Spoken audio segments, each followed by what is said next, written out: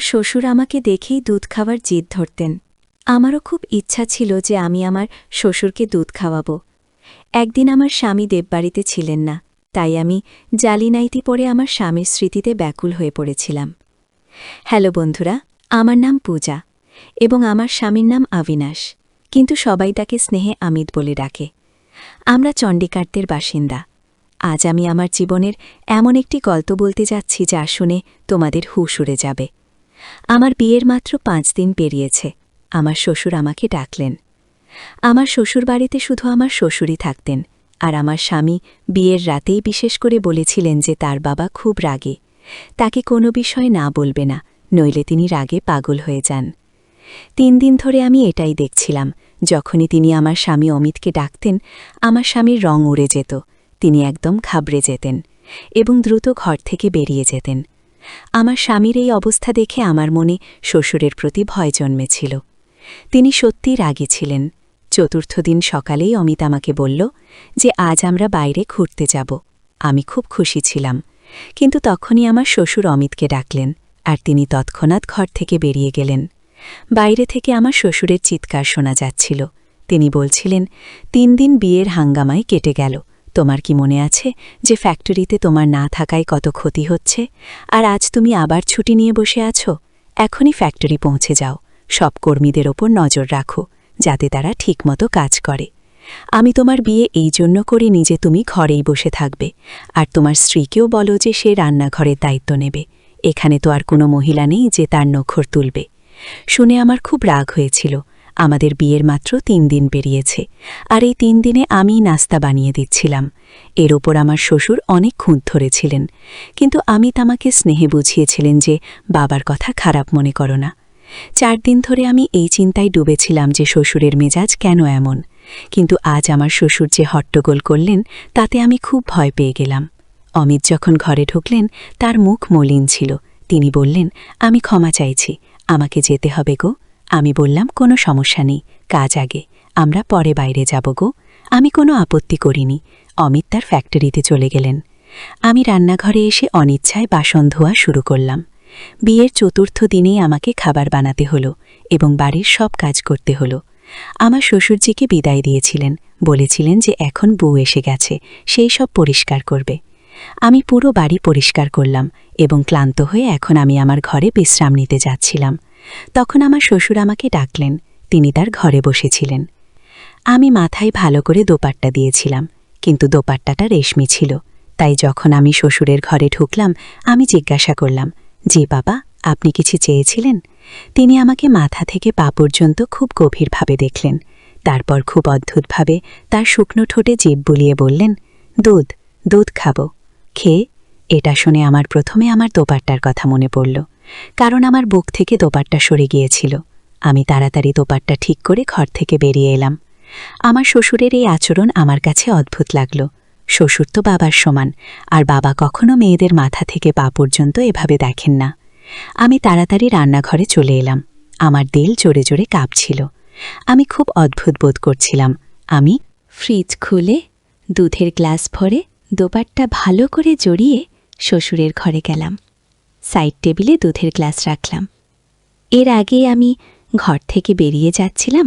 আমার শ্বশুর বললেন, একটু আমার কাছে বসো, কথা বলো। বাড়িতে এখন তুমি ছাড়া তো কেউ নেই, আর আমি অনেক দিন ধরে একা একা বসে বিরক্ত হয়ে যাই। এটা শুনে আমি খুব অস্বস্তি বোধ করলাম। আমার শ্বশুরের ঘরে শুধু একটি বিছানা আর আলমারি ছিল, বসার জন্য আলাদা কোনো চেয়ার ছিল না। তাই আমি বাধ্য হয়ে বিছানার পাশে বসলাম। তিনি আমার সাথে এটা সেটা কথা বলতে লাগলেন, কিন্তু যখন তিনি দুধের গ্লাস তুলে মুখে লাগালেন তখনই সেটা সরিয়ে নিলেন এবং বললেন, এত ঠান্ডা দুধ আমি খেতে পারবো না, আমার গরম গরম দুধ পছন্দ। এটা বলতে বলতেই তার দৃষ্টি আমার মুখ থেকে আমার পুরো শরীরে যাত্রা শুরু করলাম। তার দৃষ্টিতে কী ছিল জানি না, কিন্তু আমি বিভ্রান্তির শিকার হতে শুরু করেছি। আমার হাতে ঘাম দেখা দিয়েছে, মুখেও ঘাম স্পষ্ট দেখা যাচ্ছিল। তিনি বললেন, এটাকে গরম করে নিয়ে আসো না। আমি দুধের গ্লাস হাতে নিয়ে দাঁড়িয়ে গেলাম। যদিও 3 দিন ধরে আমার শ্বশুর খুব রাগ করে কথা বলছিলেন যখন অমিত বাড়িতে থাকত, কিন্তু আজ তার ভাষা ছিল খুবই নরম। মনে হচ্ছিল না যে তিনি আমার সেই শ্বশুর, যিনি 3 দিন ধরে অমিতকে চিৎকার করে ডাকছিলেন এবং রাগ করে তার সাথে কথা বলছিলেন, তাকে বকছিলেন। আমি দুধকে পাত্রে ঢেলে একটু গরম করলাম, তারপর গ্লাসে ঢেলে শ্বশুরের কাছে নিয়ে গেলাম। আমি গ্লাসটি তার দিকে এগিয়ে দিতেই তিনি গ্লাসের সাথে আমার হাতও ধরে ফেললেন। আমার মনে হলো যেন আমার পুরো শরীরে বিদ্যুৎ প্রবাহিত হলো। আমি তৎক্ষণাৎ আতঙ্কিত হয়ে হাত টেনে নিতে চাইলাম। তখন তিনি আমার হাত ছেড়ে দিলেন। আমি ঘর থেকে বের হতে যাচ্ছিলাম, তখন তিনি বললেন, আরে বাইরে কোথায় যাচ্ছ? এখানে বসো, আমার পাশে বসো, আমার সাথে কথা বলো। এই একাকিত্বের সাপ এখন আমাকে আরও বেশি কামড়াতে শুরু করেছে। এ কথা বলে শ্বশুর একটি ঠান্ডা দীর্ঘশ্বাস ফেললেন। আমার কাছে তখন আরও বেশি অদ্ভুত লাগছিল। তার কথা শুনে আমার খারাপ লাগছিল। তিনি আবার বললেন, তুমি বিয়ের পরের দিন যে কালো রঙের ফ্যাশনেবল ড্রেস পরেছিলে, সেটা তোমার উপর খুব সুন্দর দেখাচ্ছিল। আজ সন্ধ্যায় সেটাই পর। এ কথা শুনেও আমার খারাপ লেগেছিল। এই অনুরোধ তো অমিতের আমার কাছে করা উচিত ছিল, আমার শ্বশুরের নয়। এখন তো আমার মাথায় প্রতিদিনের নাটক বেঁধে গেছে। যখন অমিতা অফিসে যেত, আমার শ্বশুর আমাকে তার ঘরে ডাকতেন। তিনি আমাকে অদ্ভুত দৃষ্টিতে দেখতেন, বারবার তার শুকনো ঠোঁটে জিভ বুলাতেন। তারপর বলতেন, আমার দুধ খেতে ইচ্ছা করছে, আমাকে দুধ গরম করে দাও। আমি দুধের গ্লাস দিয়ে চলে যেতে চাইতাম। তখন তিনি আমার হাত ধরে ফেলতেন, বলতেন, আমার পাশে বসো, আমার সাথে কথা বলো। আমি কি বলতে পারতাম? আমি কাজের অজুহাত তৈরি করে বের হয়ে যেতাম। বলতাম, আমার রান্না করতে হবে, বাসন মাজতে হবে। আসলে আমার এগুলো ভালো লাগতো না। এখন আমার মন অস্থির হয়ে উঠছিল। আমি ভাবছিলাম, আমাকে অমিতের সাথে কথা বলতে হবে, কিন্তু কিভাবে? সে তো তার বাবার সামনে একটি কথাও বলতে পারত না, শুধু মাথা নিচু করে যে বাবা বলতো। একদিন আমি রান্নাঘরের সব কাজ করছিলাম, তখন হঠাৎ আমার শ্বশুর রান্নাঘরে চলে এলেন। তিনি পেছন থেকে আমাকে ধরে ফেললেন, ঝাঁকানি দিয়ে টেবিলের সাথে ধাক্কা দিলেন এবং পেছন থেকে আমার দিকে। তারপর আমার সাথে যা কিছু করলেন, আমি আমার ইজ্জত বাঁচিয়ে আমার ঘরে চলে গেলাম। আমার ঘরের দরজা বন্ধ করে দিলাম, খিল লাগিয়ে দিলাম, বিছানায় বসে পড়লাম। অস্থিরতা আমাকে খুব বেশি আক্রমণ করছিল। আমার পুরো অস্তিত্ব কাঁপছিল। আমি ভাবতে পারছিলাম না যে আমার শ্বশুর আমার সাথে এমন কোনো কাজ করতে পারেন। আমার চোখ থেকে অশ্রু গড়িয়ে পড়ছিল। আমি সিদ্ধান্ত নিয়েছিলাম যে আমি অমিতের সাথে কথা বলবো। আমি সারাদিন কোনো কাজ করিনি, নিজেকে ঘরে বন্ধ করে রেখেছিলাম। কয়েকবার আমার শ্বশুর আমার দরজায় ধাক্কা দিয়েছিলেন, বলেছিলেন যে তার ক্ষুধা পেয়েছে, আমি তাকে খাবার দিই, কিন্তু আমি তাকে কিছু দিইনি। আমার জায়গায় অন্য কেউ হলে সেও তাই করত যা আমি করেছি। রাতে আমার দরজায় জোরে ধাক্কা পড়ল। অমিত ছিল। সে বলল, রবিনা, দরজা খোল। এ কি বেয়াদবি! কেন তুমি সকাল থেকে দরজা বন্ধ করে ঘরে বসে আছো? অমিতের কণ্ঠ শুনেই আমি দরজা খুলে দিলাম। আমি দরজা খুলতেই বাবা ছেলে দুজনেই আমাকে রাগের দৃষ্টিতে দেখলেন। তারা বললেন, তোমার কোনো অনুভূতি বা লজ্জা নেই? আমার বাবা সকাল থেকে খালি পেটে বসে আছে, আর তুমি তাকে রুটি পর্যন্ত দাওনি। তার সুগারের রোগ আছে। যদি তার অবস্থা খারাপ হয়ে যায়, তাহলে এর দায়িত্ব কে নেবে? আমি বললাম, আমি তার দায়িত্ব নিতে পারবো না। ভালো হবে যদি আপনি অন্য কোনো ব্যবস্থা করেন। আমার এই কথা শুনে অমিত রেগে উঠল, বলল, এ কি বেয়াদবি! পেছন থেকে আমার শ্বশুর বললেন, দেখছ তো, এখনও 7 দিন হয়নি, আর এটা নিজের রং দেখাতে শুরু করে দিয়েছে। আমি আগেই জানতাম যে এই মেয়েরা বিয়ের পর এমনই করে, আর আলাদা হওয়ার স্বপ্ন আগে থেকেই চোখে সাজিয়ে রাখে। আমার স্বামী বলল, আজ তুমি এই কথা বলে দিয়েছ পূজা, আগামীতে যদি এমন কথা বলো, তাহলে হাতে তালাকনামা ধরিয়ে দিয়ে তোমাকে বিদায় করে দেব।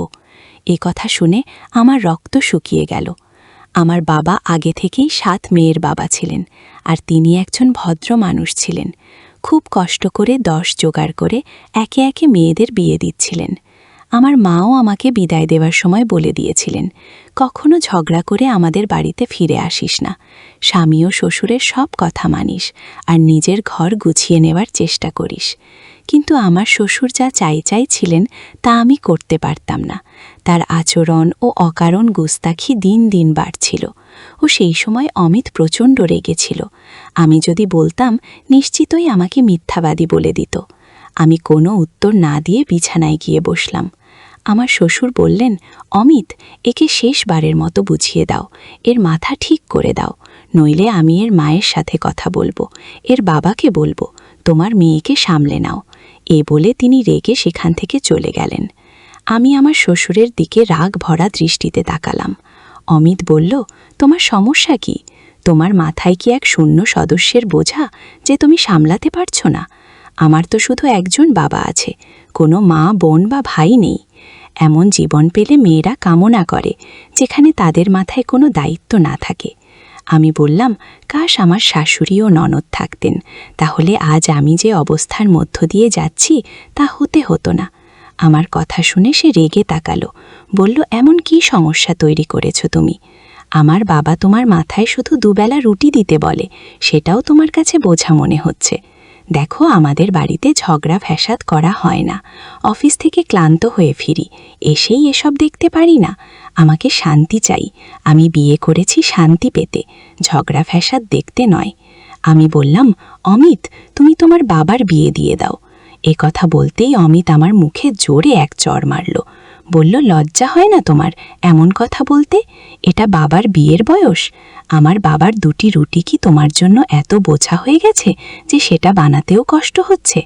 আমি বললাম, তুমি আমার কথা বুঝছো না।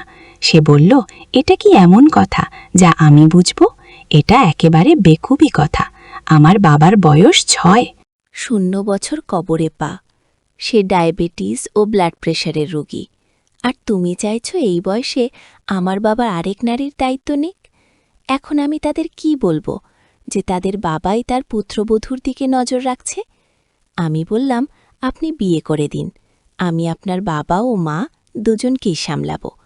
আমার কথা শুনে সে অদ্ভুত হাসেল, বলল, একটা আমার বাবার 2টি রুটি তুমি বানাতে পারছো না, আর তুমি আমার সৎমাকে সামলাবে? দেখো, এই বাড়ি ও ব্যবসা সব আমার বাবার নামে। যদি কেউ তার স্ত্রীর মর্যাদা নিয়ে আসে তাহলে সবকিছু নিজের দখলে নিয়ে নেবে, আমাকেও তোমাকে ধাক্কা দিয়ে বাড়ি থেকে বের করে দেবে। বাবার রাগের কথা তুমি ভালো করেই জানো, যখন রেগে যায় তখন কারো লিহাজ করে না। আমিও চুপ করে বাবার কথা শুনি।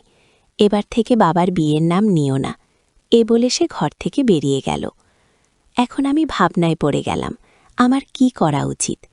আমি আমার শ্বশুরের এমন আচরণ সহ্য করতে পারছিলাম না। আর মায়ের চলে যাওয়ার মানে ছিল আমি আমার ঘর নিজেই ধ্বংস করে দেব। আমরা মেয়েরাও কত অসহায়, নিজের ঘর বাঁচাতে আমাদের কত কিছু সহ্য করতে হয়। এখন আমি যদি তালাক নিতাম তাহলে আবার আমার বিয়ের প্রশ্নই উঠত না। যদি আমি তালাকপ্রাপ্ত হয়ে যেতাম তাহলে আমার ছোট বোনদেরও বিয়ে বন্ধ হয়ে যেত। আমি কাতরাতে কাতরাতে কাঁদছিলাম, দুপাট্টা দিয়ে চোখের জল মুছতে লাগলাম। তখনই অমিতের আওয়াজ এলো, বলল, পূজা, বাইরে এসো, দ্রুত নাস্তা বানাও, বাবাকে বাজারের খাবার হজম হয় না। আমি বাইরে গিয়ে নাস্তা বানালাম ও ঘরে চলে এলাম। আমি সেদিন খাবারও খাইনি, কিন্তু অমিত একবারও বলেনি, তুমিও তো সারাদিন অভুক্ত আছো, খাবার খেয়ে নাও। পুরুষ কখনো নারীর খেয়াল রাখে না, শুধু নিজের কাজেই মগ্ন থাকে। অমিত এমনি পুরুষদের মধ্যে গণ্য ছিল। আমি তারপর থেকে আমার ঠোঁট বন্ধ করে দিয়েছিলাম। অমিত যখন অফিসে চলে গেল আমার শ্বশুর আমাকে ডাকল। আমি বড় অসহায়ভাবে তার ঘরে গেলাম। আমাকে দেখে সে অদ্ভুত হাসেল, বলল, তুমি কি ভেবেছিলে তোমার সৌন্দর্যের জাদু আমার ছেলের মাথায় চড়ে গেছে আর সে তোমার জন্য আমাকে ছেড়ে দেবে? আমার থেকে আলাদা হয়ে তোমাকে আলাদা ঘর দেবে? তোমার চিন্তা বদলে ফেলো। আমি তার পাখা ভালো করে কেটে রেখেছি, সে চাইলেও কোথাও যেতে পারবে না, তুমিও পারবে না। তাই আমি কোনো ধনী পরিবারের মেয়ে দিয়ে আমার ছেলের বিয়ে করিনি, পাছে সে আমার ছেলেকে উড়িয়ে নিয়ে যায়। তাই তোমাকে এনেছিলাম, কারণ আমি জানতাম তোমার বাবার অবস্থা এমন নয় যে সে তোমার ঘর বাঁচানোর পর আবার তোমাকে নিজের ঘরে বসাতে পারবে বা আলাদা ঘর দিতে পারবে। এখন যদি তুমি চাও তোমার জীবন সহজ হোক তাহলে তুমি তাই করবে যা আমি বলবো। আমি অত্যন্ত বিব্রত হয়ে পড়লাম।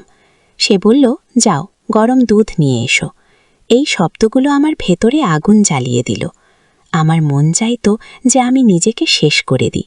এমন নোংরা ও অপমানজনক জীবন আমি আর সহ্য করতে পারছিলাম না। এখন আমি যা করতাম তা হলো খাবার আমার শ্বশুরের ঘরে পৌঁছে দিয়ে সাথে সাথেই বেরিয়ে আসতাম না।